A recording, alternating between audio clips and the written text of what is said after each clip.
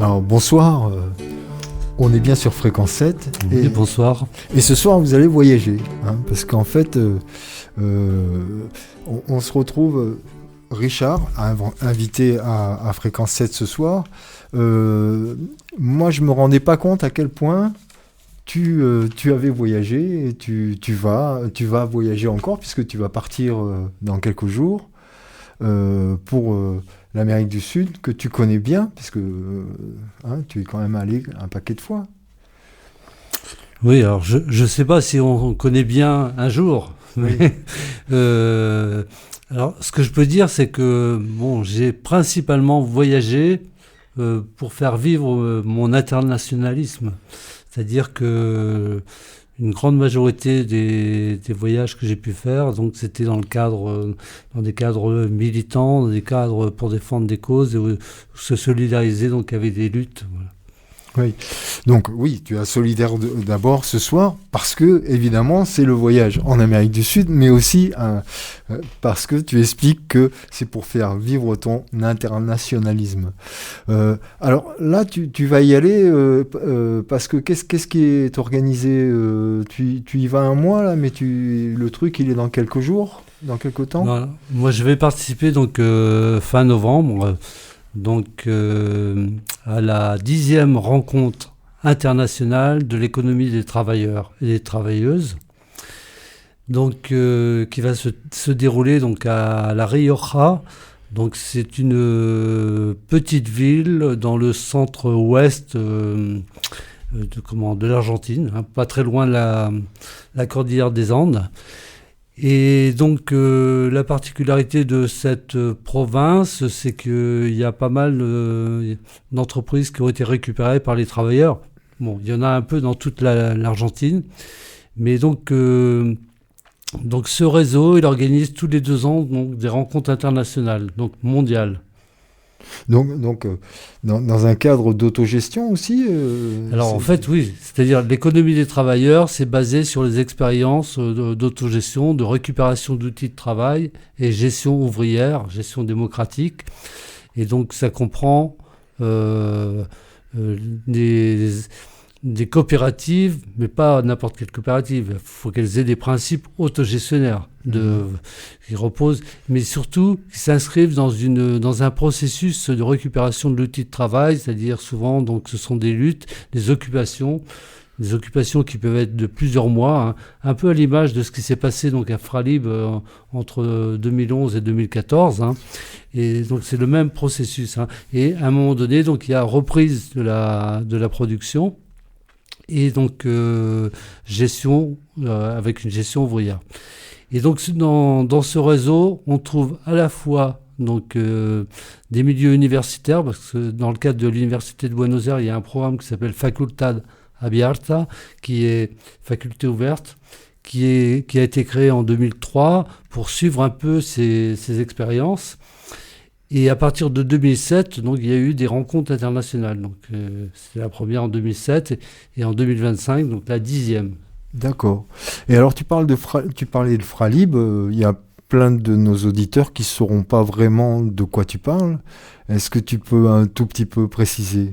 Alors, Fralib, c'était une usine à Gémenos, tout près d'Aubagne et de Marseille, donc, qui appartenait donc à la multinationale Unilever, et qui avait décidé en 2011 donc de délocaliser la production, c'est-à-dire fermer l'entreprise, fermer l'usine de Gémenos et démonter les chaînes de montage et les transférer donc en Pologne pour réduire les coûts. Donc ça s'inscrivait un peu dans le cadre après la crise financière de 2008, donc, qui en Europe a commencé à faire subir ses effets, donc principalement en 2010. Et à l'époque, en France, il y a eu pas mal de luttes pour récupérer l'outil de travail.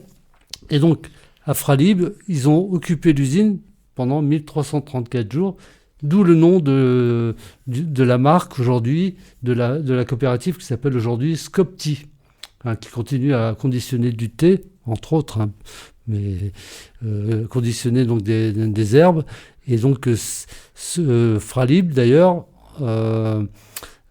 pendant l'occupation, on avait organisé donc en 2014 la première rencontre euro-méditerranéenne de l'économie des travailleurs.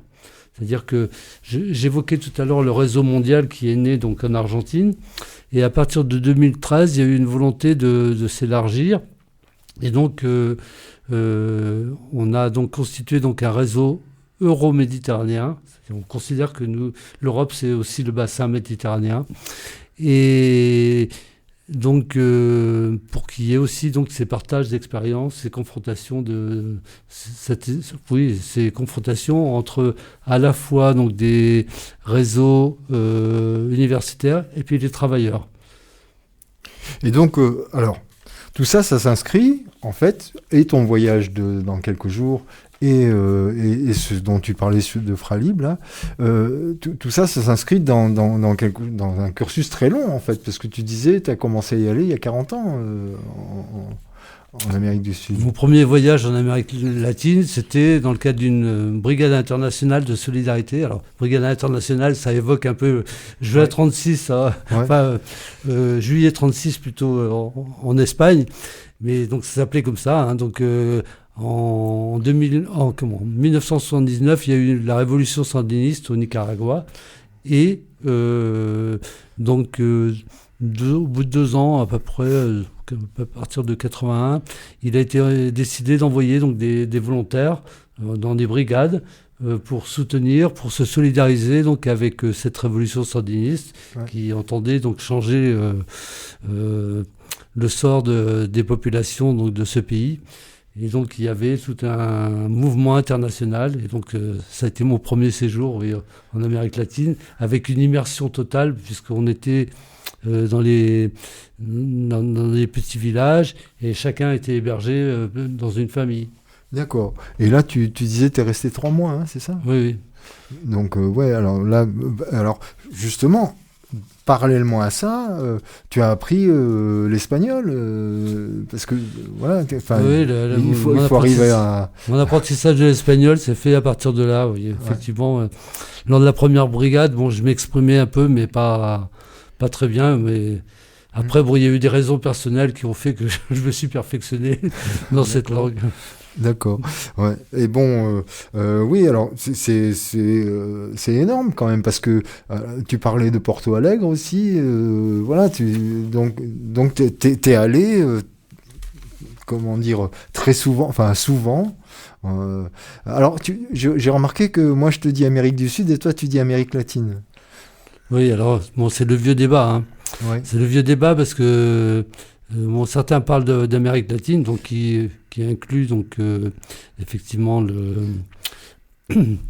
l'Amérique du Sud, l'Amérique centrale et une partie des Caraïbes qui sont celles qui utilisent la langue latine, parce que dans les Caraïbes il y a aussi des îles où on parle anglais.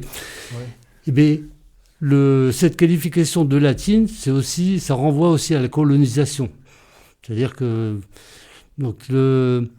j'avais participé à un petit bouquin qui était coordonné par Franck Gaudichaud, qui est un professeur d'université spécialisé donc de l'Amérique du Sud, et donc on parlait d'Amérique afro-indo-latine. Ouais. Ça renvoyait donc aux origines diverses en fait sur ce continent. Du peuplement. Ce continent. Ouais. Oui, et donc oui, Porto Alegre aussi, tu peux en dire un mot peut-être, parce que... Oui, alors donc il y avait donc eu cette brigade au Nicaragua, et à partir mais après je suis resté pendant assez longtemps sans retourner donc en Amérique du Sud, et donc à l'occasion du début du mouvement altermondialiste, donc le lancement des forums sociaux donc mondiaux et européens. Enfin, mais je suis notamment allé donc à Porto Alegre 3 fois. Voilà, je suis allé à Caracas, je suis allé enfin dans plein de villes. Enfin, et puis j'ai fait aussi un travail politique aussi, c'est-à-dire à l'époque, au moment dans les années 2000, où il y a eu des changements politiques donc au Brésil, au Venezuela, en Équateur, en Bolivie, en Argentine. Dans le cadre de mes activités au sein d'une commission internationale, j'étais aux alternatifs, la commission internationale, je coordonnais donc le travail sur l'Amérique du Sud et centrale. Et là, donc, effectivement, je suis allé parfois faire des voyages militants, c'est-à-dire rencontrer en fait des acteurs de ce changement, pas seulement politiques, mais syndicaux, associatifs, des mouvements de femmes, des mouvements indigènes et autres. Donc, du coup, j'ai visité plusieurs pays. Donc tu es allé aussi Venezuela, Colombie, tout ça? Venezuela, je suis allé 3 fois. Oui. Ouais, Colombie? Non, je ne suis pas allé en Colombie. Non, et donc, alors, tu es allé dans quel pays alors? Donc Venezuela, Brésil, Uruguay, Argentine, Chili, Bolivie, Équateur. Ah ouais. Et Pérou. Ouais. D'accord. Et Pérou. Ouais. Et oui, donc, alors qu'est-ce que tu en retiens je sais pas, de ce dépaysement, parce que est-ce qu'on est vraiment dépaysé? On est dépaysé quand on est là-bas. Ah bah oui, déjà, oui, il y a un dépaysement assez important, avec des différences selon les pays. Hein. C'est-à-dire que par exemple au Brésil, donc il y a des populations afro qui ont quand même une certaine importance, notamment surreprésentées dans les couches populaires, bien évidemment. Hein. Mais il y a aussi donc effectivement les Indiens, donc dans tout le monde andin, on va dire, donc la Bolivie, c'est très marquant. Et par exemple, l'élection d'Evo Morales, donc en Bolivie, en 2006, a été un élément très important, parce que c'était la première fois qu'on avait un président indigène, en fait, en Bolivie. Hein. Il y en avait eu dans d'autres pays, mais qui n'étaient pas restés longtemps. Et oui, et donc oui, rencontre des Indiens. T'as eu je sais pas, t'es allé dans des territoires où t'as eu l'impression justement que les Indiens étaient encore là, très présents. Les cultures indiennes sont très très très importantes en Bolivie, au Pérou, en Équateur, Colombie, et en Argentine et Chili, ce sont d'autres populations. Indigène, mais... Ah oui. Alors, j'ai utilisé le terme indigène parce qu'en espagnol, c'est pas du tout connoté. Je sais qu'en français, quand on utilise ce terme, ça fait sursauter, ça renvoie effectivement à la colonisation, mais si on fait une traduction littérale de l'espagnol au français, on peut l'utiliser. Mais bon, il y a effectivement des populations... par exemple, la Bolivie, le poids des ethnies donc d'origine indienne, elles sont très importantes, plus de la moitié de la population. Donc, Et au niveau politique, alors, qu'est-ce que tu en retiens parce que là, enfin bon, on va pas faire ça en 2 minutes, hein, mais bon. Oui, là oui, parce que c'est marrant. Je souris parce que la question, elle renvoie pratiquement à ce qu'on appelait la doctrine Monroe, du nom d'un président des États-Unis, donc 1823. La doctrine Monroe, c'était donc effectivement le grand Satan qui faisait la loi donc dans toutes les Amériques. Et on a un peu le retour de ce processus avec Trump. C'est-à-dire que effectivement, l'histoire des pays d'Amérique du Sud a été jonchée de coups d'État, de dictatures et de déstabilisation par les États-Unis. En permanence. C'est leur chasse gardée, en fait. C'est-à-dire que 1823 jusqu'au début des années 2000, il n'y avait pratiquement jamais eu enfin très peu d'expériences de gauche. Et quand il y en a eu, comme au Chili, elles ont été renversées avec le soutien de la CIA. Et donc, et enfin, là, avec le mouvement altermondialiste, mais ça a coïncidé, en fait. Au début des années 2000, il a commencé à y avoir donc des changements dans un certain nombre de pays qui avaient été des changements progressistes, on va dire. Bon, il faudra du temps pour faire les débats et tout ça. Il y a eu quelques désillusions sur ces expériences, mais pour autant, il y avait effectivement un retour un peu d'une certaine souveraineté populaire dans la gestion de ces pays. Et j'évoquais donc Evo Morales, ça a été un symbole. Hein. Bon, après son évolution ces dernières années, on pourrait en débattre. Mais ça a été très très marquant, effectivement, que les peuples premiers, originels, on va dire, de ces territoires ont accédé au pouvoir et ont pu engager un certain nombre de changements, et notamment des droits aussi. On parle, par exemple, en Bolivie, d'une république plurinationale. C'est-à-dire, on reconnaît les 36 ethnies originelles différentes. Voilà. Ouais. D'accord. Oui, là, le retour du grand Satan dans la mer des Caraïbes en ce moment. Enfin, bon, comment il appelle ça, océan, comment il dit ça, océan américain? Comment il appelle ça, lui? Enfin, oui, il a débaptisé le golfe du Mexique. Voilà, c'est ça. Ouais. Voilà. Oui. Effectivement, je parlais de Trump puisque c'est effectivement le retour un peu de l'ingérence états-unienne sur l'ensemble des pays du continent. Et y compris, il s'attaque aussi, peu de temps après sa prise de pouvoir, sa prise de fonction, il a parlé d'annexion du Canada. Ça ne concerne pas uniquement les pays hispanisants ou autres, ou les pays d'Amérique centrale ou du Sud. Et donc, effectivement, de l'ingérence, mais là, par exemple, sous couvert de soi-disant lutte contre le narcotrafic, donc il y a eu effectivement des menaces très fortes qui ont été adressées donc à Gustavo Petro, qui est le président donc, de la Colombie, qui est le premier président de gauche en Colombie depuis 1948, sachant qu'en 1948, il avait été renversé, le président qui avait été élu. Et donc là, il y a des menaces très fortes. Heureusement, donc, Gustavo Petro a répondu, mais bon, ces menaces, elles sont fortes.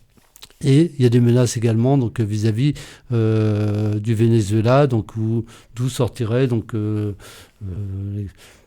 l'essentiel la livraison donc, de drogue donc à destination du marché états-unien, parce que c'est le principal consommateur, c'est ça aussi. Ouais. Donc il faudrait peut-être s'attaquer aux sources. Mais, soi-disant, en s'attaquant aux sources, on ne prend pas les choses vraiment tout à fait dans le bon sens. Et donc, effectivement, la Colombie, bon, on la déstabilise. Bon, bientôt, ce sera effectivement donc la Bolivie, même si en Bolivie, comme il y a eu un changement de pouvoir, c'est la droite qui est revenue au pouvoir. Bon, ça sera peut-être moins fort, mais on s'attaque donc aux pays donc, producteurs, mais bon, dont on a... producteurs, mais on ne s'attaque pas aux effets de la consommation et à la consommation sur le marché états-unien en fait. Alors, tu peux nous parler peut-être un petit peu de ce qui s'est passé en Argentine par rapport à Milei. Là, il y a eu des élections récemment, et alors on a entendu plein de gens qui se gargarisaient. Oh, Milei, il a tout écrasé, 40%, il a tout gagné. Ouais. Voilà.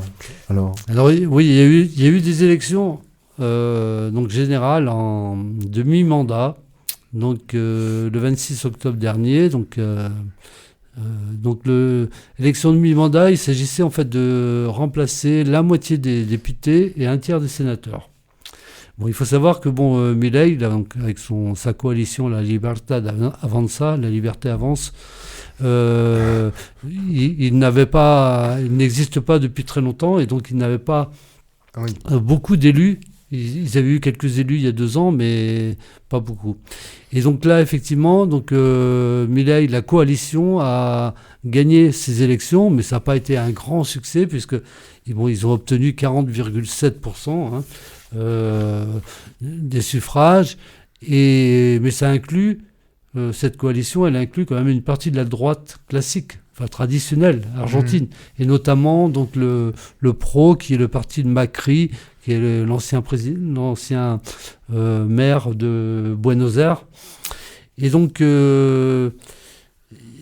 du coup, bon là, il y a effectivement Milei a gagné donc le plus grand nombre de députés et de sénateurs. Pour autant, il n'a pas la majorité absolue donc au sein des deux chambres, que sont donc le Palais des Congrès, donc les députés, et le Sénat. Il reste minoritaire. Donc, par exemple, dans ces deux Chambre. dans les deux chambres, c'est les péronistes centre-gauche qui restent majoritaires. D'accord. Mais donc, il va devoir négocier, donc Composer, ouais. continuer à négocier, donc même s'il utilise des méthodes un peu des menaces et tout ça vis-à-vis aussi parce que on est dans un État fédéral avec 24 provinces. C'est un peu comme la Constitution des États-Unis. Et donc, l'État menace certaines provinces s'ils ne votent pas dans le bon sens, en leur réduisant les crédits. Et c'est ce qui s'est passé donc, au cours des 2 premières années de mandat de Javier Milei. Non, c'est pas la même chose chez nous, mais enfin, on sait que les maires, ils ont intérêt à être du bon côté. Wauquiez, par exemple, pour Rhône-Alpes. Enfin bon, je vais pas m'étendre là-dessus. Voilà. Alors, je sais pas, là, pour l'Argentine, on n'a pas fini de faire le tour, mais on avait plusieurs sujets dont on voulait un petit peu parler. Le Sahara occidental, par exemple, ce qui est en train de se passer, là, avec le fait que l'ONU vient de faire un vote, le Conseil de sécurité de l'ONU qui a fait un vote, et le terrain est préparé. Ça fait Trump avait commencé à reconnaître des avantages au Maroc à partir du moment où le Maroc s'était montré bon élève et avait pacifié ses relations avec Israël en 2020. Donc Trump était favorable au Maroc, tout ça, et donc là, d'un seul coup, on sent que la France, l'Espagne, tout ça, ça bascule un peu. Oui, alors ce qu'on peut dire, bon déjà, le Sahara occidental, c'est la dernière colonie de l'Afrique. Moi, j'insiste toujours sur cet aspect-là, parce que c'est quand même un continent où il y a eu énormément de colonies. Et donc, effectivement, depuis la Marche verte, donc le Maroc occupe depuis 50 ans une partie du territoire du Sahara occidental. Et donc, les populations sont réfugiées donc, dans des camps en Mauritanie et en Algérie. Marche verte, excuse-moi de t'interrompre, comme tu parles de la Marche verte, il y a plein de gens peut-être qui ne savent pas bien ce que c'est. C'est le roi précédent, Hassan II, ouais. Voilà, Hassan II, qui avait incité sa population à aller franchir la frontière. Oui, c'était une annexion. C'est une annexion. Voilà, comme il y a des annexions en Cisjordanie et autres aujourd'hui. Et donc, mais donc pour revenir au rôle de l'ONU, l'ONU, donc normalement, il y avait une résolution comme quoi le Maroc devait organiser donc un référendum par rapport à par rapport à l'avenir donc du front du Sahara occidental. Et effectivement, donc il y a eu une offensive ces dernières années. Bon, tu l'as évoqué, donc avec les évolutions du Maroc vis-à-vis d'Israël. Et donc effectivement, les États-Unis ont proposé, donc c'était vendredi dernier, 31 octobre, donc un vote au sein du Conseil de sécurité de l'ONU, donc ce conseil devait renouveler donc un mandat, notamment par rapport à l'organisation de l'élection. Et donc ils ont profité de ce vote pour reprendre en fait le plan qui était proposé par le Maroc. Il faut savoir que ça a été présenté par les États-Unis et fortement soutenu par la France. Et ça, c'est aussi un tournant. Il faut se rappeler que Macron donc, est allé donc, au Maroc, je pense que c'était en début d'année ou l'année dernière, et donc et avait fait de grandes déclarations comme quoi il reconnaissait donc effectivement le droit à l'ingérence du Maroc sur le territoire du Sahara occidental, ce qui était un tournant quand même dans la diplomatie française. Et donc effectivement, s'il y a une consultation de la population, ça se fera sur la base qui est proposée par le plan de Rabat et qui est totalement différent, puisque il s'agira plus, on parle plus donc d'indépendance du Sahara occidental. Et ça peut paraître dérisoire, mais c'est quand même très très important, parce qu'il y a des populations quand même qui sont quand même dans des camps depuis 50 ans. Ça rappelle ça rappelle un peu ce qui se passe donc en Palestine. Alors à Gaza, on n'aura pas le temps de beaucoup aller dessus parce qu'il nous reste 2 minutes. À Gaza, on peut seulement dire qu'il y a toujours un permis de tuer, hein, le permis de tuer est toujours là. Le plan Trump n'a rien changé. Et on voulait parler un tout petit peu de la Nouvelle-Calédonie aussi, parce que là, on sent le forcing de l'ONU, entre autres, pour essayer de continuer ce qu'il a commencé, c'est-à-dire de casser en fait la possibilité de l'autonomie. Et oui, donc la France, je dirais sous empire aujourd'hui, mais donc il conserve donc des colonies donc sur différents continents, donc est à l'offensive. Bon, il y a eu effectivement donc suite au soulèvement qui avait donné lieu donc à une mobilisation extrêmement forte de la population kanak, donc suite à l'organisation des référendums et autres. Et donc il y a eu les accords de Bougival, il y avait eu aussi l'emprisonnement et la déportation des dirigeants de la CCAT, donc cellule de coordination des actions de terrain, donc du FLNKS, enfin des Kanaks. Et donc ces leaders donc ont été emprisonnés en France. Là ils ont été libérés. Et tous il y a un meeting à Paris donc jeudi prochain, donc 6 novembre, avec ces leaders, et ils vont enfin pouvoir rentrer dans leur pays. Oui, parce que j'insiste bien sur leur pays. Ils étaient libérés, mais ils n'avaient pas le droit de quitter le territoire de la métropole. Tout à fait, oui, c'est ça. Et donc en fait, le FLNKS et donc un certain nombre d'organisations sociales, syndicales et autres refusent donc l'accord, le pseudo-accord de Bougival. Et d'ailleurs, on voit aussi les langues se délient, puisqu'on a vu donc les déclarations de l'ancien ministre de l'Outre-mer, donc Manuel Valls, dire qu'effectivement, ce qui avait été soumis à la signature suite aux accords de Bougival, c'était pas un accord définitif. Et donc on voit les contradictions donc de la République française vis-à-vis de ce territoire. Alors je suis désolé d'avoir un tout petit peu été trop long. Là on a dépassé.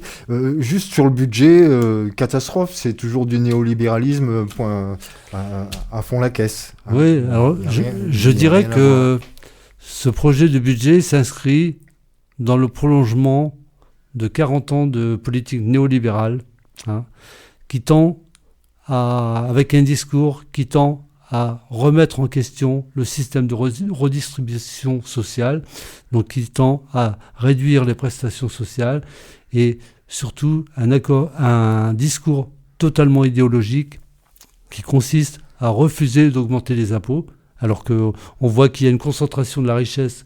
On est passé de 8% du PIB détenu par 500 familles à 43% en 30 ans. Allez, à bientôt, on a été trop long. Excusez-nous. Au revoir. Au revoir.